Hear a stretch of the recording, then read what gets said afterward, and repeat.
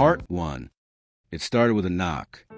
Not the kind of knock you expect at midnight, but the kind that makes your heart skip because you know who it is and you're not ready. I opened the door, and there he was. Noah, drunk, eyes glassy, and smiling like he didn't just flip my whole world upside down. We've been best friends since freshman year. 3 years of midnight talks, late night movies, hiking trips, shared secrets, except one. The one I kept buried deeper than I ever wanted. I was in love with him, and he was straight. At least, that's what I kept telling myself.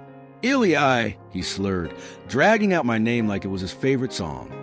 His body leaned forward, and I caught him before he could fall flat on my porch. Noah, what the hell? I whispered, glancing around the dark street. He smelled like whiskey and cinnamon gum. His hoodie half unzipped, cheeks flushed, eyes barely focusing. I didn't want to go home, he murmured. I knew I should have told him to go back, but instead, I let him in. He stumbled into my apartment, kicking off his shoes with a grunt. I closed the door behind him, my chest tight. Why now? Why tonight? Noah spun around in my living room, arms out. This place still smells like you, he said. I blinked. Because I live here? He laughed. A real laugh. Drunk, carefree, honest. And it hit me hard. How easily he made my walls fall. He crashed onto the couch, head tilted back. Dude, remember that time we drove to the coast and almost ran out of gas? I smiled despite myself. Yeah, you tried to bribe a gas station guy with pizza. Noah laughed again, eyes softening. I miss that. I miss us. Something in me twisted. We'd never lost us. Not really, but maybe I had been slipping away silently. The more I loved him, the quieter I became. Do you ever think about stuff? He asked suddenly. What kind of stuff? I sat beside him, careful not to get too close. He leaned his head toward me, resting his shoulder against mine. You know, he mumbled, like if things were different. I stopped breathing. Different how? The room felt still, except my heart. That thing was screaming. Noah, I whispered, are you okay? He turned to me, really turned, his face inches from mine, his breath warm, his voice quieter now. Do you think guys can like other guys and not know it?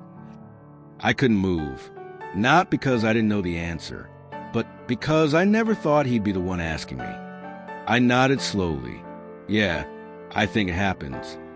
His eyes searched mine, and then, as if pulled by something neither of us could name, he leaned in, so close. I could smell the whiskey, feel the tension, the fire, the confusion. Then, he kissed me, soft, uncertain, but real, and I kissed him back. The world slowed, collapsed, rebuilt itself in one moment. But just as quickly, he pulled away, eyes wide, breath sharp. What did I just do? He whispered. I didn't answer, because I didn't know if I should tell him the truth, that I'd wanted that moment, every single day. He stood up, hand shaking. SH*T, I shouldn't V come here. Noah, wait.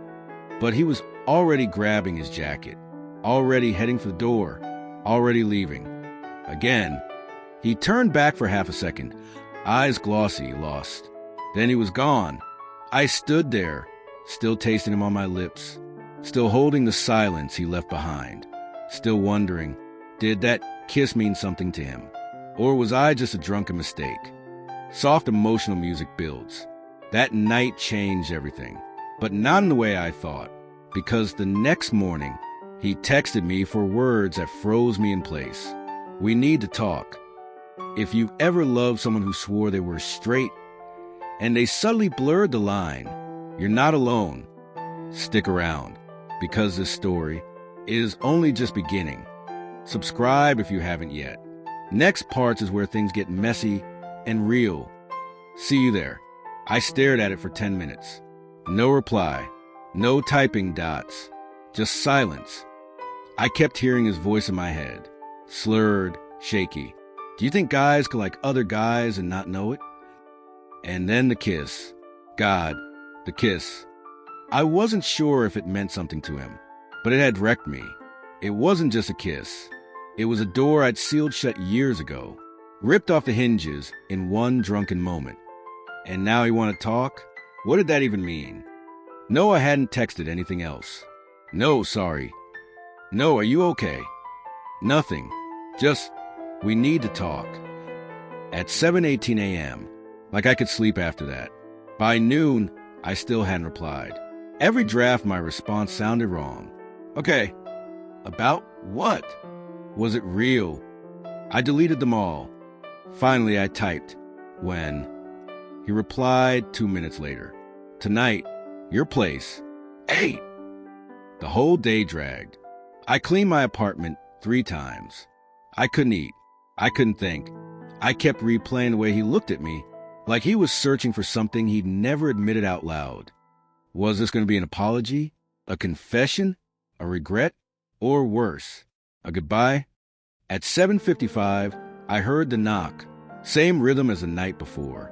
Same doorway. Same guy. But this time, he was sober.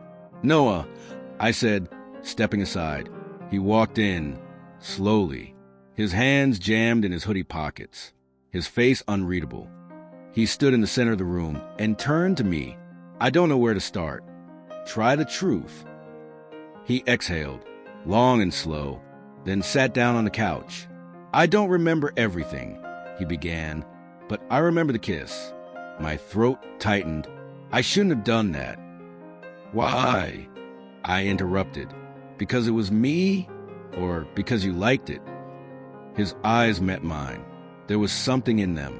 Not fear, not shame, but confusion. And something that almost looked like wanting. I don't know what it was, he whispered. I just know it didn't feel wrong. My heart started pounding. So loud I was afraid he could hear it. You kissed me, Noah, I said, stepping closer. You kissed me, and then you ran. I was scared. Of what? He hesitated. Then, of what it meant. The room fell quiet. The kind of quiet that vibrates with things unsaid. I sat down beside him, slow and careful.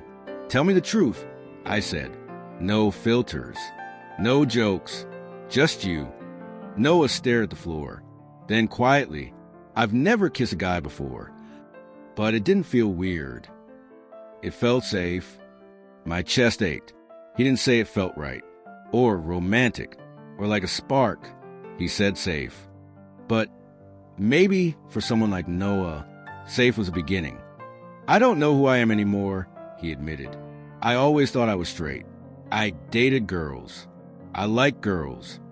But he looked at me again, and this time, his voice cracked. But I've never thought about someone the way I think about you.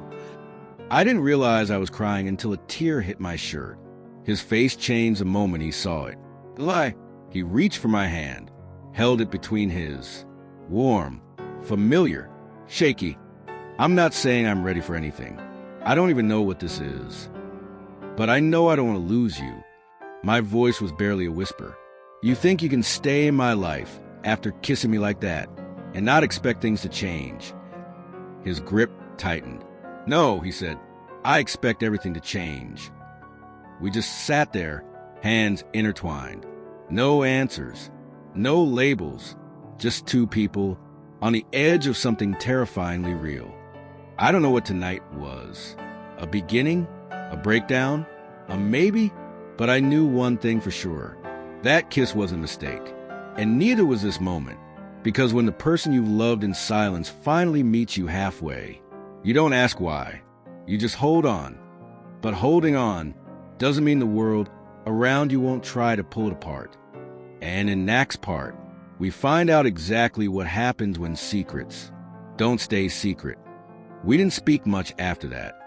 Just sat there, his hand in mine, the air so still, it felt like the whole world had stopped to let us breathe. And maybe it had, just for a moment. But peace doesn't last. Not when you've been hiding for years. Not when the person you kissed still has a girlfriend. Yeah, that part.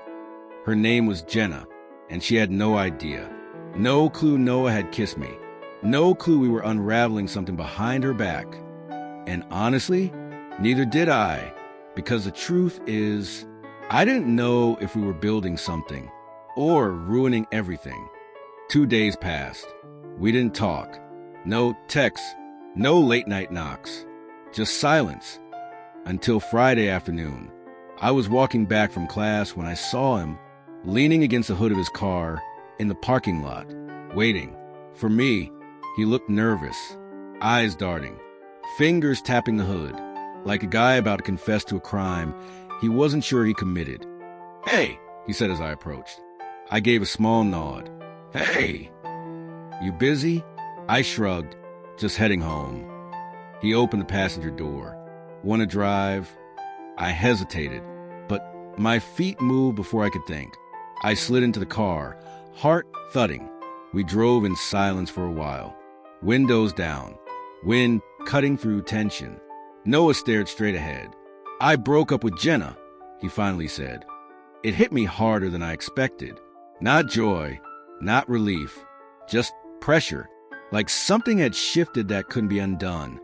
"Why?" I asked quietly. "Because I couldn't lie to her. Not after you." I didn't answer, because I didn't know how to say, "I don't want to be your rebound." Or, "This better not be guilt." He pulled the car into a turnout off the main road, parked facing a stretch of woods, then turned to me. "Oh, I don't know what this is. I don't know what we are, but I can't stop thinking about you. And I don't want to keep pretending I don't feel something." My voice came out steadier than I felt. "Noah, this can't just be a phase. I'm not treating it like one." "Then prove it." He stared at me, eyes raw, vulnerable. And then he leaned in again, slowly, like he was giving me time to stop him. I didn't. Our lips met, this time with no alcohol, no fog, just him, just me, and something deeper than either of us had words for. But the universe doesn't like when things go easy, because just as we pulled away, head against head, foreheads touching, we heard a voice from behind the trees. "What the F***K?" We both turned, frozen. It was Tyler, Noah's childhood friend, frat boy, loudmouth, and worst of all, he saw everything. His face twisted in confusion, and something uglier. He stepped forward. "Are you serious right now?" Noah stiffened beside me. I felt his hand twitch, like he wanted to pull away, hide, undo. But he didn't. He stayed right where he was. Beside me, Tyler scoffed. "You broke up with Jenna for this?" Noah spoke, voice low but firm. "Watch it." Tyler shook his head. "Nah, man, this is wild. You're joking, right? This is some dare or something." Noah didn't blink. "I'm not joking." Tyler laughed once, dry and sharp, then turned around and walked back toward the woods. No goodbye, no threat, just footsteps fading, and the sinking feeling that what happened here wouldn't stay here. Noah didn't say anything for a long time. Then, I didn't let go. I looked at him. "What?" "When Tyler saw us, I didn't let go of you." That was the moment. Not the kiss, not the confession, not the breakup, but that moment he chose to stay, even when someone saw. "I don't care who knows anymore," he said. And this time I believe him. But the truth? It's never that simple. Because secrets don't spread in whispers. They explode. And in Knack's part, everyone finds out. Part 2. They say college is full of rumors. But I never imagined we'd be the headline. By Monday morning, everyone knew. I felt it the second I walked into the student union. Eyes, whispers, heads turning just a second too late. And then someone laughed. Not a funny laugh, not a surprise one, but the kind that makes your stomach twist. Noah wasn't beside me. He was probably still asleep, or hiding, or pretending like the last 3 days didn't exist. I gripped my coffee tighter, tried to breathe, tried to blend in, But you can't blend in when you've been outed. I hadn't even said anything to anyone, but rumors don't wait for facts. They just run wild. Someone bumped my shoulder on purpose. Another guy muttered F asterisk got under his breath as I passed. And I realized something. This wasn't just about me. This was about us, about Noah. What would happen when they turned on him? By noon, I couldn't take it anymore. I left campus, walked home, each step heavier than the last. But when I opened my front door, he was there, Noah, sitting on the couch, hood up, knees bouncing, hands clenched. He looked up the moment I walked in. I heard. Yeah, I said, throwing my bag down. Hard not to. He stood. His face looked different, less boyish, more real. I'm sorry. For what? I asked. He swallowed. For not being there today. For not walking beside you. For not owning it. I stared at him. You said you didn't care who knew. I meant it. Then where were you? His shoulders dropped. I panicked, okay? This is new for me. I've never had to think about who I was holding hands with, or who might be watching, or what people would say. I nodded slowly. Welcome to my world. He walked toward me, stopped a few inches away, his voice softer now. I don't want you to feel alone in this. I crossed my arms. Then don't leave me alone in it. His eyes welled. Not dramatic, not movie tears. Just real. I'm trying, he whispered, but it's like I'm drowning in who I thought I was. I didn't say anything, because I knew that feeling too well. We sat down. The silence between us wasn't angry anymore. It was just tired. Finally, I said, "Do you regret it?" He blinked. What? The kiss, the truth, all of this. Noah reached over, took my hand, squeezed it. I regret waiting so long, but I don't regret you. That should have felt like enough. But I knew better, because we weren't just dealing with feelings anymore. We were dealing with people, friends, exes, family, a whole world that expected him to be someone he wasn't sure he could be anymore. That night, my phone buzzed. An unknown number. You and Noah? That's disgusting. Stay away from him. The next day, his truck tires were slashed outside my building. It was subtle, but it was a message. And I knew this wasn't going away quietly. Noah was pacing when I told him. Furious. Face red, jaw locked. I swear if I find out who... I grabbed his wrist. You don't have to fight everyone, Noah. His eyes burned. Maybe I want to. But I didn't want violence. I didn't want revenge. I just wanted to be able to feel what I felt, without fearing the world outside our door. But peace is expensive when you love someone. The world doesn't want you to love. Still, he stayed that night, held me in his arms like I was the only thing real. Like maybe, just maybe, love was worth the war. In Knack's part, the outside world pushes harder. And Noah makes a choice that could change everything. He didn't sleep much that night. Neither did I. Noah kept turning, getting up, checking the window, like something or someone was coming for us. And maybe something was. Morning hit harder than usual. The light felt colder, like the sun didn't really want to rise. He sat on the edge of my bed, hoodie pulled over his head, hands pressed together like a prayer. Someone really did that to my truck, he said, voice barely there. I nodded from under blanket. Yeah. He looked at me. I don't want you hurt because of me. The words hit differently, because deep down I knew what he was thinking, that maybe backing off might protect us both. You're not the reason, I said, sitting up. This isn't your fault. It's theirs. But they did it because of me, he shot back. I stared at him. No, they did it because they're scared of what they don't understand. He didn't argue, but he didn't look convinced either. Later that day, things got worse, much worse. Jenna showed up at my door. I wasn't even dressed when she knocked. I opened the door to see her standing there, arms folded, face unreadable. Noah here? She asked flatly. I froze. No. Liar, she snapped, and pushed past me. Noah walked out of my bedroom at that exact moment. Shirt half on, hair messy, like a guilt poster boy. Jenna stared at him. So, did I? Noah, she said coldly, you could have told me you were cheating with him instead of letting me find out from Tyler.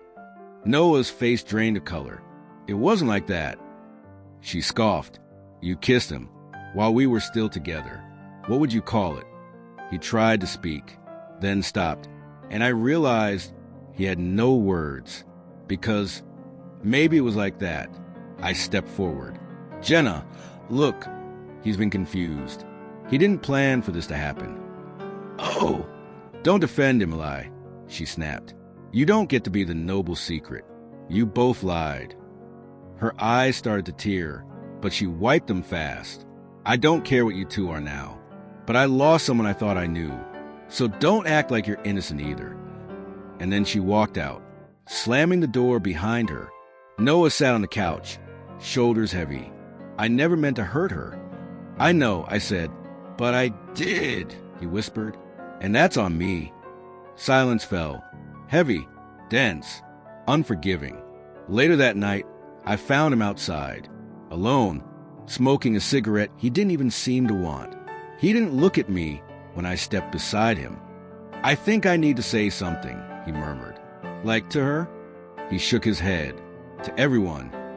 I turned toward him. You mean? Yeah, he said. I want to tell the truth. I felt my chest tighten. Are you sure? No, he admitted, but I'm tired of hiding. Tired of letting people define me. Tired of people talking about me instead of hearing it from me. I stepped closer. Once it's out forever. I know. And you're ready for that?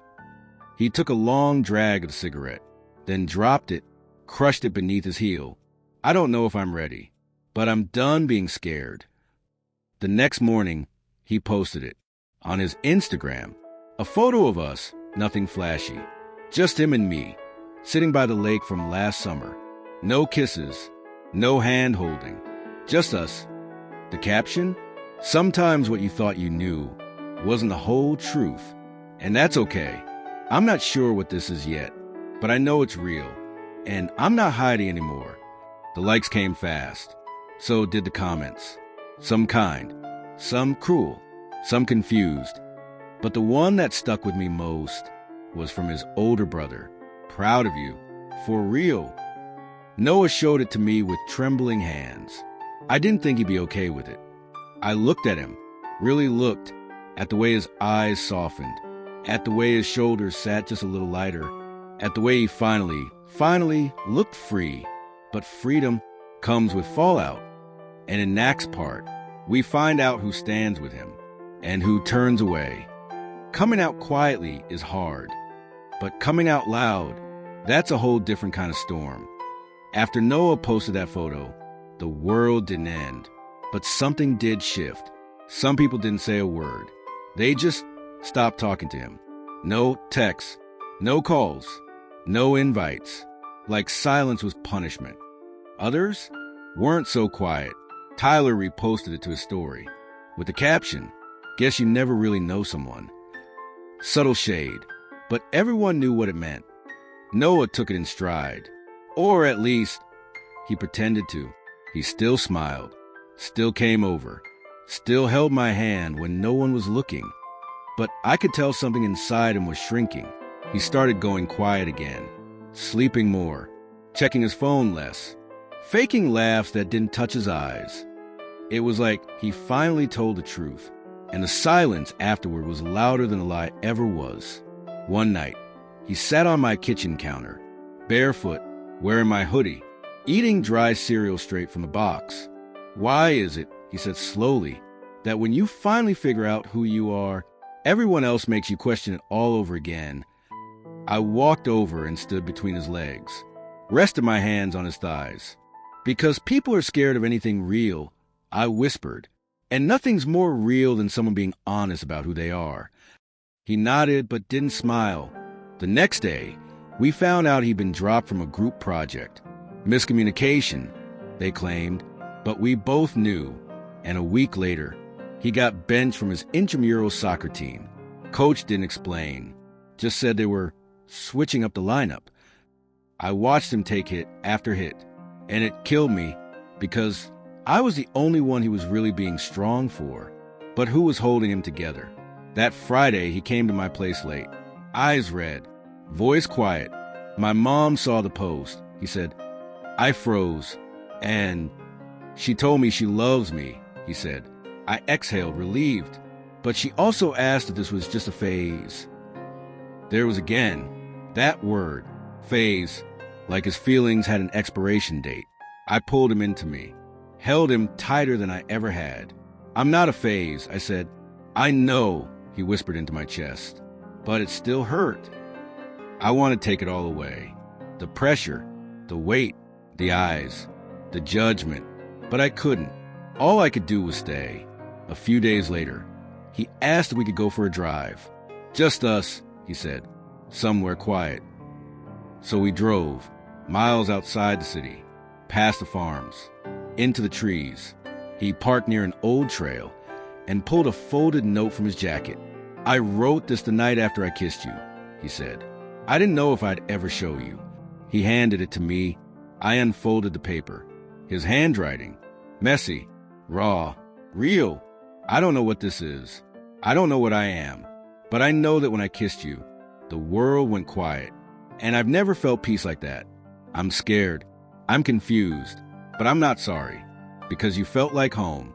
And maybe that's all I need to know right now. I looked up. His eyes were glossy. Do you still feel that way? I asked. He nodded. More than ever. We didn't kiss. We didn't need to. That moment was bigger than romance. It was the beginning of something deeper, something solid, like a foundation. We stayed in the car for hours, talking, listening to old songs, letting the world fade away. But the world always finds a way back in. And when it does, it hits harder than you think.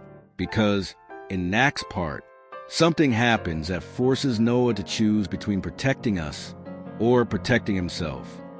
Part 3. Sometimes the world gives you quiet, just so it can hit harder when the noise comes back. And that noise, it came back fast. A week after that drive, things felt almost okay. Noah was smiling more, sleeping better, even holding my hand in public just once. But it meant everything.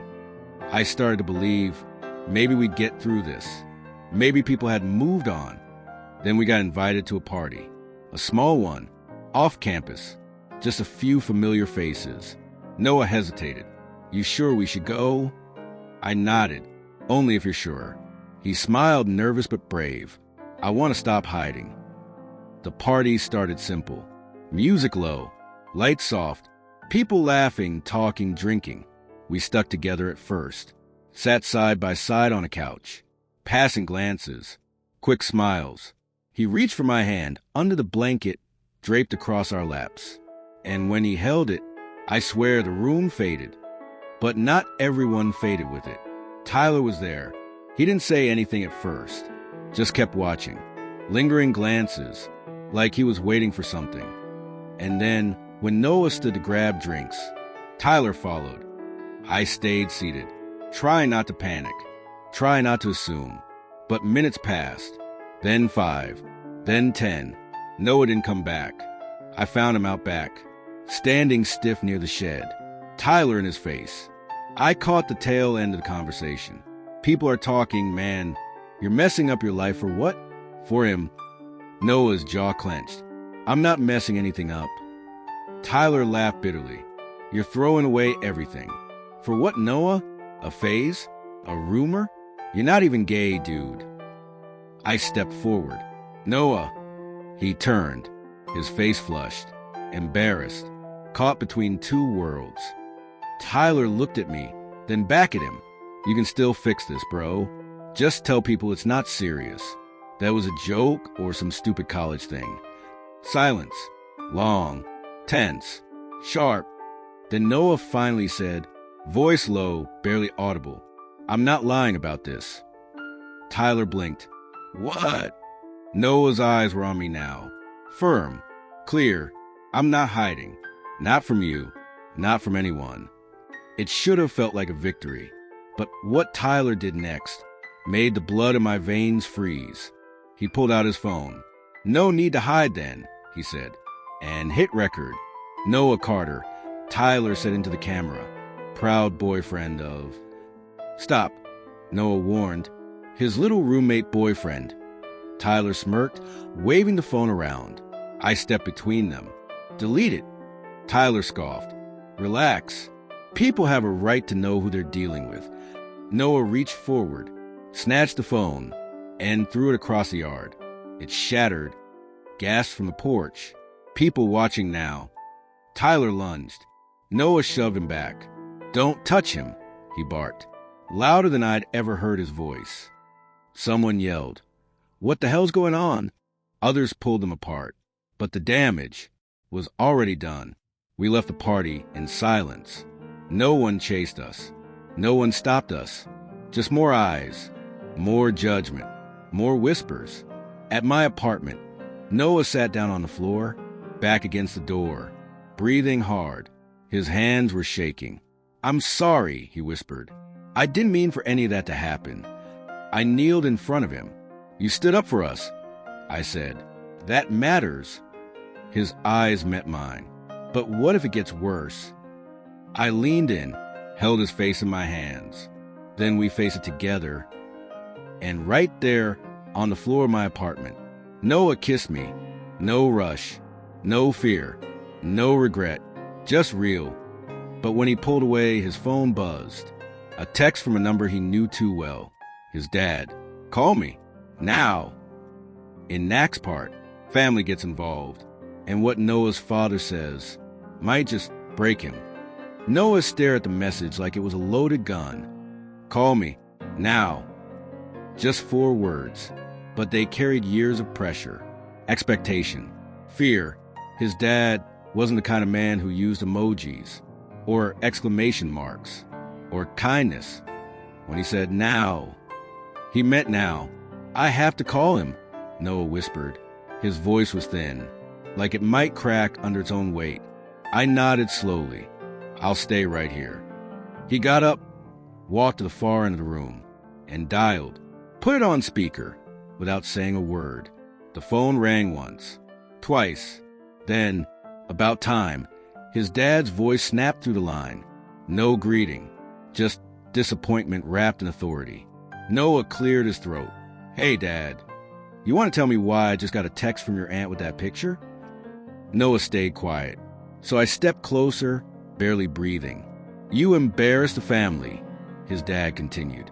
"You think this is a game? Posting photos like that? Making people talk?" "It's not a game," Noah said softly. "Then what is it, Noah? A phase? A rebellion? You trying to get attention?" "No," he said again, louder this time. "It's the truth." His dad went quiet. Too quiet. Then, "So you're saying you're one of them now?" I flinched at the venom in his voice.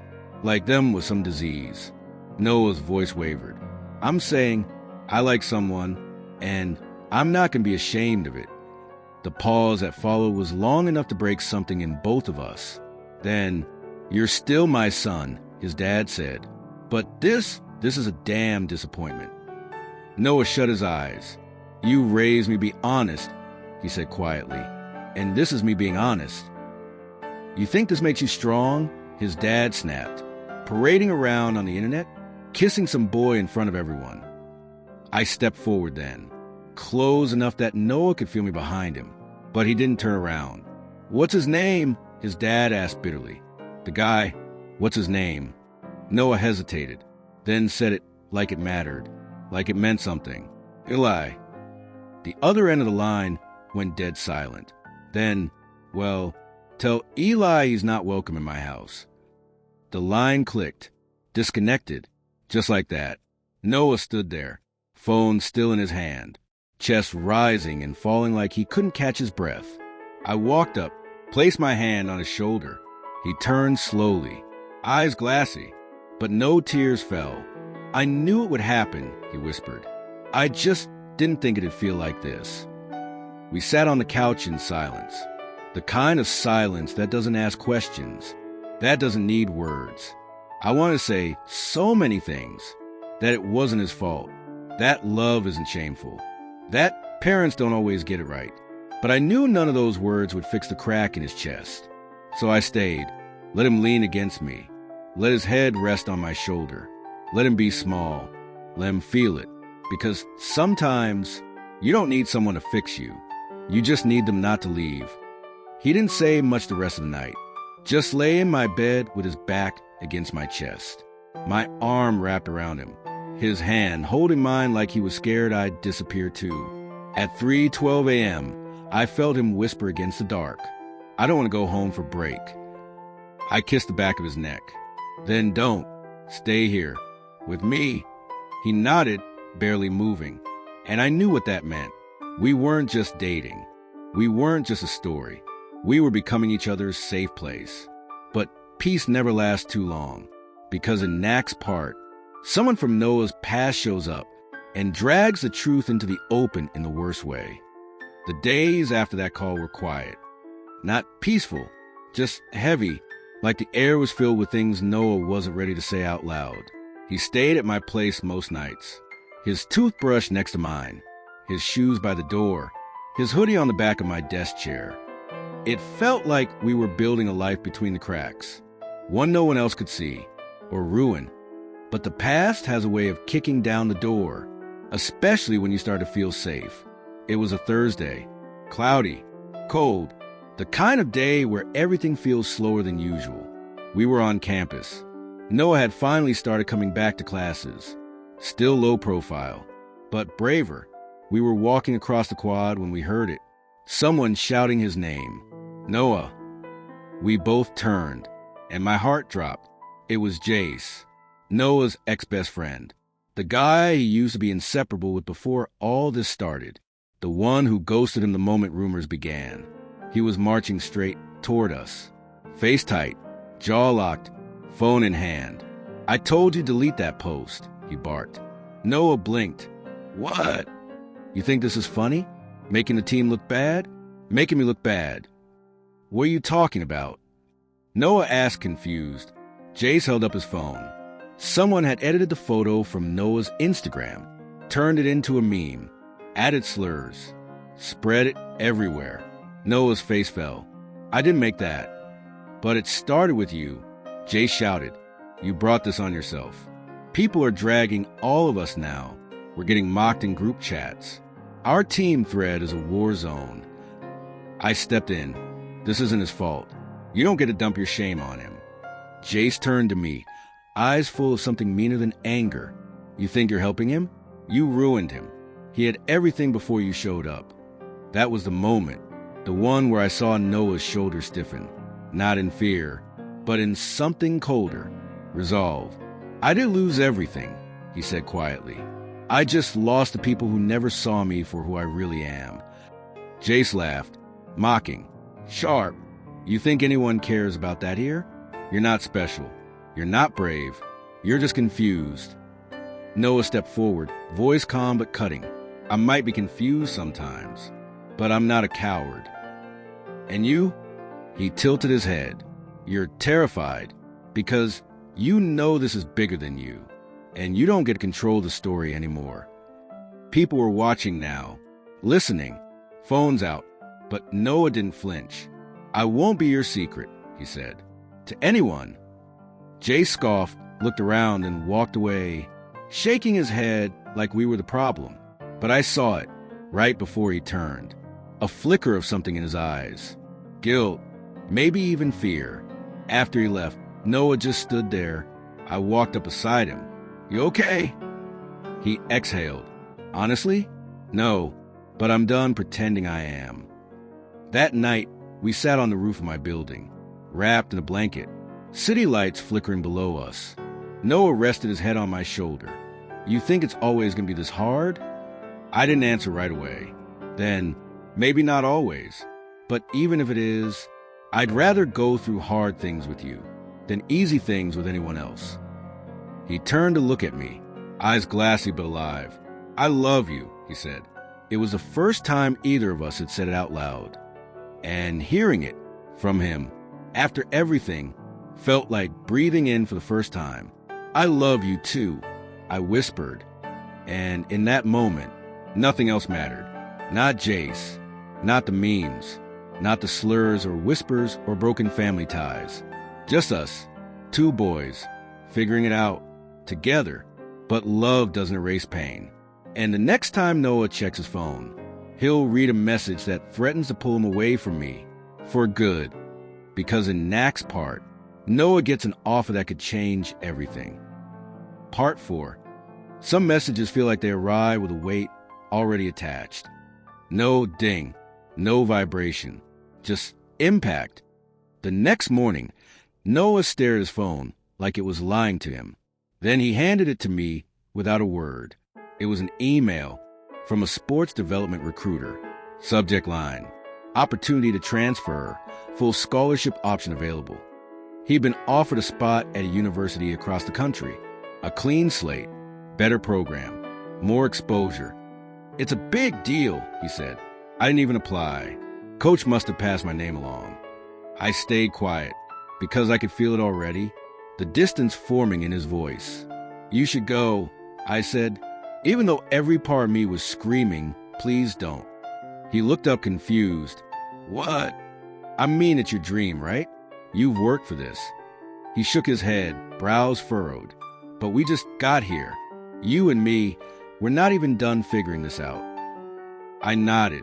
"I know, but that doesn't mean you have to give this up." He stepped closer, took both of my hands. "I'm not leaving you behind, not after everything." I wish I could tell you I believed him, but deep down, I knew how these things went. New state, new people, new pressure to blend in again. And me, I'd still be here. The days that followed were filled with what-ifs. He started looking into the school, talking with his coach, reading blogs about campus life. But every time I caught him staring at nothing, I knew what he was really thinking. Could I be happy there as me? One night, I asked the question out loud. "If you go, what happens to us?" He sat on the edge of my bed, quiet. "I don't know," he whispered. "I want to believe we'd make it work. But I've never done long distance, and I don't want to hurt you." I leaned back against the wall, arms crossed, trying not to cry. "You wouldn't hurt me by going, Noah. You'd hurt me by pretending this wasn't your dream." He got up, walked across the room, then turned sharply. "You know what hurts?" His voice cracked. That for the first time in my life, I found someone who sees me, really sees me, and now I have to choose between that and everything I've worked for. He wasn't wrong, and neither was I. It just sucked. That weekend, he left to visit the new school, just for 2 days, but the silence was deafening. No texts, no calls, just a picture of a sunrise from his hotel window, with no caption. I stared at that photo for 10 minutes, zooming in, looking for signs. Was he happy? Was he lonely? Was he imagining a life there without me? When he got back Sunday night, he didn't come over right away. Didn't even text until midnight. "Noah, you awake?" Me, "Yeah." "Noah, can I come over?" I said yes. Of course I said yes. 10 minutes later, he was in my doorway, backpack on one shoulder, hair messy from travel, eyes unreadable. He walked in slowly, dropped his bag, stood in the middle of my room like he didn't know where to go, then said, I turned it down. "What?" I whispered. He looked at me, breathing hard, eyes shining. I couldn't do it, not if it meant losing this, losing you. I walked to him, stunned, moved. "You sure?" I've never been more sure of anything. I wrapped my arms around him, tight, fierce, relieved, and for the first time in weeks, the knot in my chest began to loosen. He pulled back slightly, just enough to whisper, "Staying here, it's not me giving up on my future. It's me choosing to build one I actually want."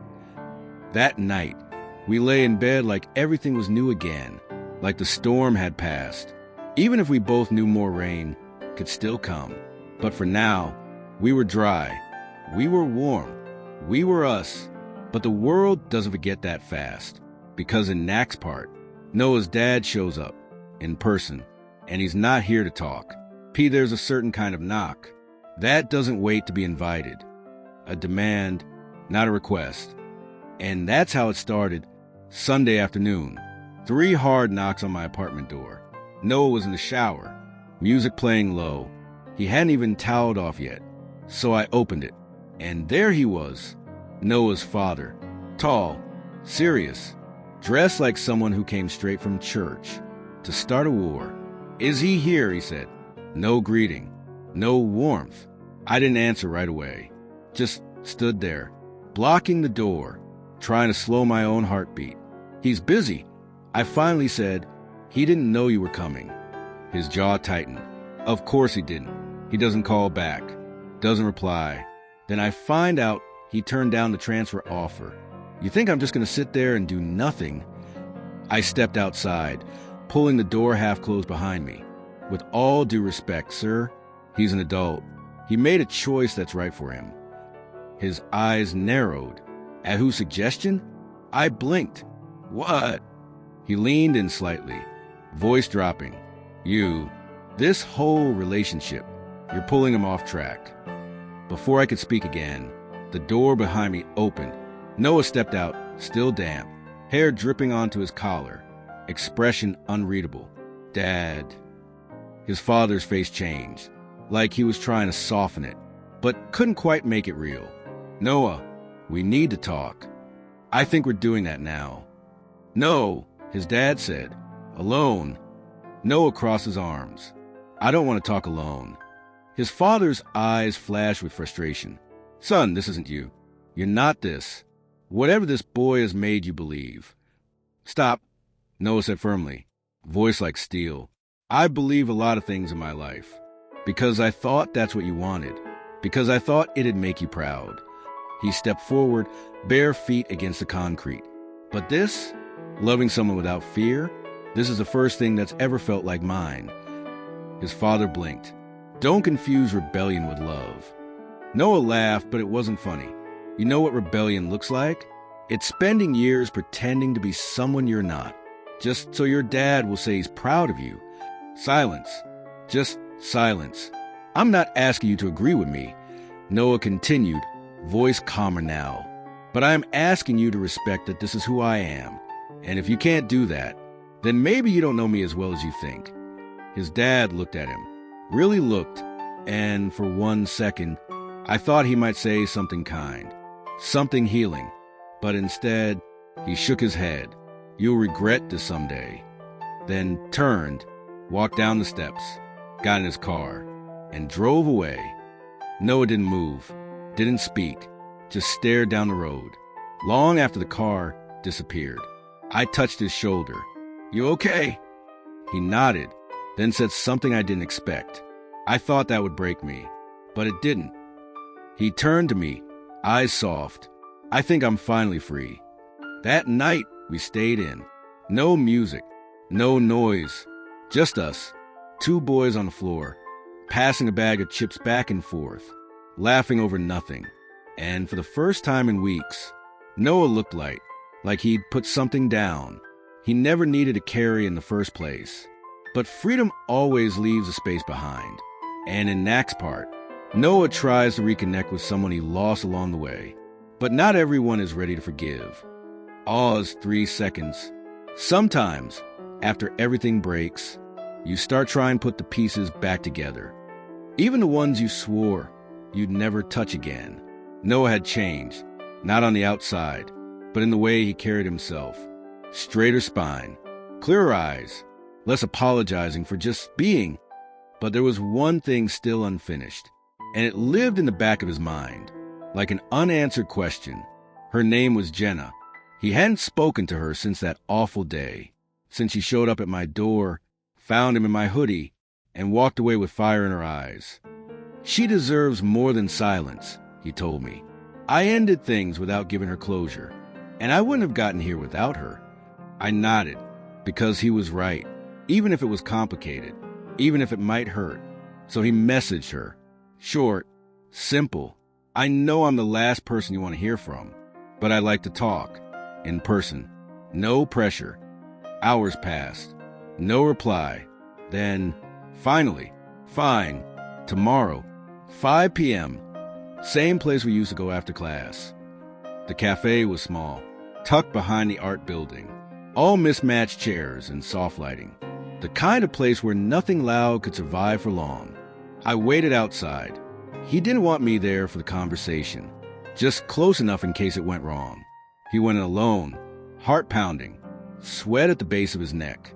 Jenna was already there, hair pulled back, no makeup, just her and her coffee, and an unreadable expression. He sat down slowly. Thanks for meeting me. She didn't respond at first, just sipped her drink. Then finally, I almost didn't. I deserve that, Noah said. Do you? She asked quietly. Because I spent a month thinking I wasn't enough, wondering if I was the reason you changed. No, he said quickly. Eyes soft. No, Jenna, you were good to me. Kind. Steady. I didn't leave because of you. I left because I finally stopped lying to myself. She looked down. I keep wondering, was it real? Any of it? Noah leaned forward. It was real. I cared about you. I still do. But I was holding back parts of me even I didn't understand. That's not fair to you. It never was. She was quiet for a while, then nodded. I loved you, Noah. I thought we had a future. I know, he whispered. And I'm sorry I let you believe that when I didn't even know who I was. A long silence. Then Jenna exhaled. I hated you, she said. I know. I don't anymore. He smiled, sad and relieved. I'm glad. Before he left, she reached out, touched his hand gently. Whoever he is, tell him he's lucky. Noah looked up. He already knows. He walked out of the cafe lighter. Not happy exactly, but settled. I think that was the hardest part, he told me as we walked home. And maybe it was because facing someone you hurt takes more courage than most people ever show. We sat on my balcony that night, blankets around our shoulders, watching the stars like we had all the time in the world. I'm not perfect, Noah said suddenly, and I don't always know the right thing to say. I don't need perfect, I replied. I just need real. He looked at me, eyes glassy in the moonlight. I'm real with you. That was enough. But sometimes life tests what's real, because in Knack's part, someone sends a photo to Noah's family, one that changes everything. Part 5. The thing about peace is, it never stays, not for long. Just when you start to feel safe, the world reminds you what it can take away. It was a regular Thursday, rain tapping gently on the windows. Noah was in my kitchen, barefoot, making 2 mugs of tea.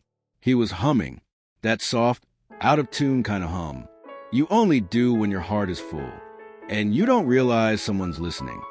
I wanted to freeze that moment, hold it still forever, but then his phone buzzed. Once, then again, then 5 times in a row.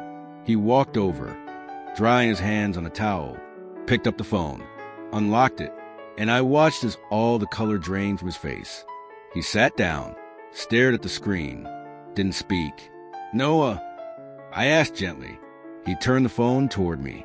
It was a screenshot, a photo of us, lying in bed, his head on my chest, my arm around him, both of us half asleep, smiling faintly in the dark, private, unfiltered. Ours, sent in a group chat of 10 family members, along with the message, so this is what you've been hiding. Noah looked like he couldn't breathe. My cousin must have taken it from my Instagram archive, he whispered. It wasn't public. I never meant for them to see that. He scrolled down. The replies were instant. Wow. Can't believe this is real. Disgusting. He needs help. Is this why you skipped Christmas? And finally, his mother. Please call me. This is not how I wanted to find out. He set the phone down like it burned, then just stared. Out the window, into the storm. I sat beside him. Didn't say anything at first. Then, softly, do you want to talk about it? He shook his head, but his lip quivered, his jaw clenched. And then, finally, he broke. Not loudly, not violently, just a single tear, falling down one cheek. As he whispered, "I wasn't ready." I pulled him into my arms, held him like maybe I could block the world out, like maybe I could rewrite that moment for him. But I couldn't. "This wasn't fair," he said. "No," I whispered. "It wasn't." We stayed on the couch for hours. His tea went cold. The rain kept falling. He didn't touch his phone again. Later that night, he stood in my bathroom, staring at himself in the mirror. "I feel like I lost everything again," he said. I walked in behind him, wrapped my arms around his waist, met his reflection with mine. "You still have me." He closed his eyes, exhaled slowly, held my hands against his chest. "I don't want to run anymore." "Then don't," I said. "We'll face it, one step at a time." He nodded, but I knew the war in his mind wasn't over. It was just beginning again, because once the family knows, the pressure becomes something else entirely. Not whispers, not rumors, but expectations. And in Nak's part, Noah's mom gives him an ultimatum, and he's forced to choose between staying true to himself or saving what's left of his family ties. There are words you can't unread, messages that sit in your chest, long after the screen goes dark. Noah didn't respond to the group chat that night. He didn't say a word to anyone, didn't call his mom, didn't check his texts. He just sat in bed with me, quiet, holding onto my hand like it was the only steady thing left. But the next morning, his mom called, twice, then again, and again. Finally, he answered. "Hi, Mom." His voice was hollow, careful. "Noah," she said, her tone sharp but emotional. "I just need to understand. Is it true?" He exhaled. "Yes." Silence. Then, "Since when?" He paused. "For a while." "You lied to me," she said softly. "You lied every time I asked." "I didn't lie," he replied.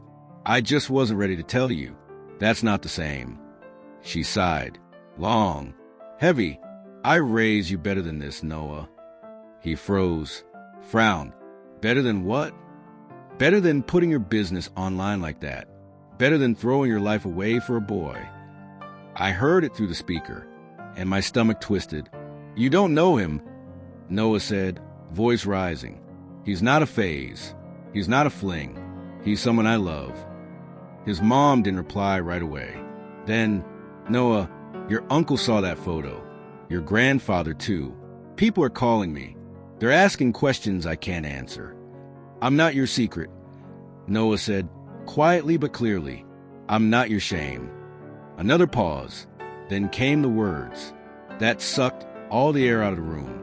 "If you want to keep doing this, fine, but don't bring it into our house. Not for Thanksgiving.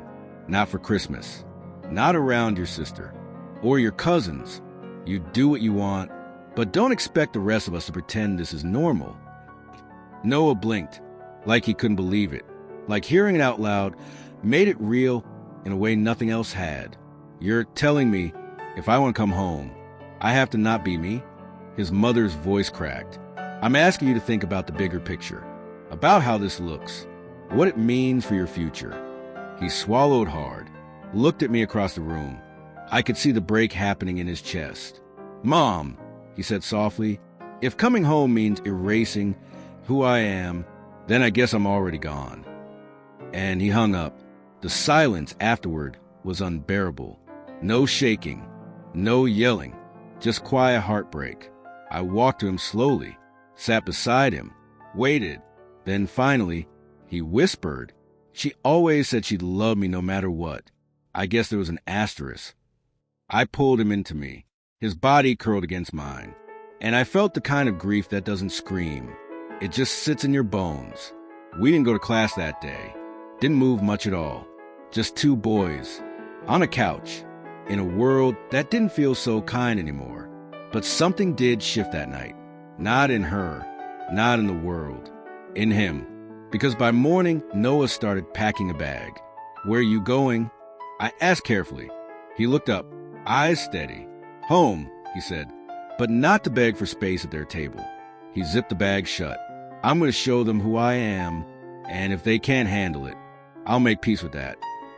I didn't try to stop him, didn't ask him to stay, because this wasn't about us. This was about him. But what he didn't know was that while he was preparing for war, someone else was preparing to protect him. Because in Knack's part, Noah shows up to face his family, and someone unexpected stands in his corner. Someone who might just turn everything around. Some fights aren't about winning. They're about showing up, even if your voice shakes, even if your hands are empty. Noah hadn't been home in months, not since everything fell apart. But now, he was walking up the driveway with a backpack, a pounding heart, and a truth no one could unhear. The front door opened before he knocked. His sister stood there, younger by 2 years, soft eyes, curly hair. "Noah," she whispered. He forced a smile. "Hey, Tess." She looked him over, then hugged him tight. "I missed you," she said. "I missed you too." Inside, the house smelled the same. Laundry detergent, old wood, and something cooking in the oven, like nothing had changed. But everything had. His mom was in the kitchen. She turned when she heard the door. She didn't smile, didn't speak, just stared. Noah swallowed hard. "I'm not here to fight. I just want to say what I need to say." She nodded slowly, crossed her arms. "Go ahead." So he did, standing there in the living room where he once opened Christmas presents and learned to walk. Noah spoke his truth. "I know it's not what you picture for me. I know it's not what Dad wanted. But this, who I am, it's not going away. I'm not confused. I'm not broken. And I'm not ashamed." His mother looked down, hands gripping her elbows. "I never said you were ashamed," she whispered, "but you acted like it." Tears formed in her eyes. I didn't know how to protect you." Noah stepped closer. "I don't need protection from who I am. I need support because of who I am." Then the front door opened again, and in walked his father. The room tensed. No one spoke. He looked at Noah, then at his wife, then, surprisingly, at Tess. "I told him to come," she said quietly. "I thought he should hear it." Noah stood taller. "I'm not here to argue. I just want to live my life, without pretending I'm someone I'm not." His father's jaw clenched, then loosened. He looked older somehow, tired. "You're still my son," he said slowly. "I don't understand all of it, but I'm not going to shut you out." Noah blinked. "What?" "I'm not proud of how I reacted," his father said, "but I've been thinking, and I'd rather know you, all of you, than lose you." His mom finally stepped forward too. "I didn't know how to be okay with it, but maybe I don't have to be okay. Maybe I just need to keep loving you, even while I learn." Noah's voice cracked. "That's all I ever wanted." And then, without warning, he cried, not from pain, but from release. Tess wrapped her arms around him first, then, slowly, his mom, and then, finally, his dad. It wasn't perfect. It wasn't clean, but it was real, and that mattered more. Later, over dinner, his dad looked at him and asked, "What's his name?" Noah smiled gently. "Eli." There was a pause. Then, "Is he good to you?" Noah nodded. "The best." His dad looked away, then back. "Okay." That one word meant more than any speech. It meant maybe this wasn't the end of everything. Maybe it was the beginning. That night, Noah texted me. "They didn't kick me out. They listened. I told them about you. They want to meet you sometime." I sat there staring at the screen, tears in my eyes, smiling like a fool in the dark. And I replied, "I'm proud of you. So proud." Noah's last message came in just before midnight. "Thank you for holding me through it all. I love you." And as I whispered it back to him, even though he couldn't hear me, I knew something for sure. This wasn't just a love story. It was a survival story. A coming home. A quiet victory. 2 boys. 1 truth. And a future They didn't have to hide from anymore.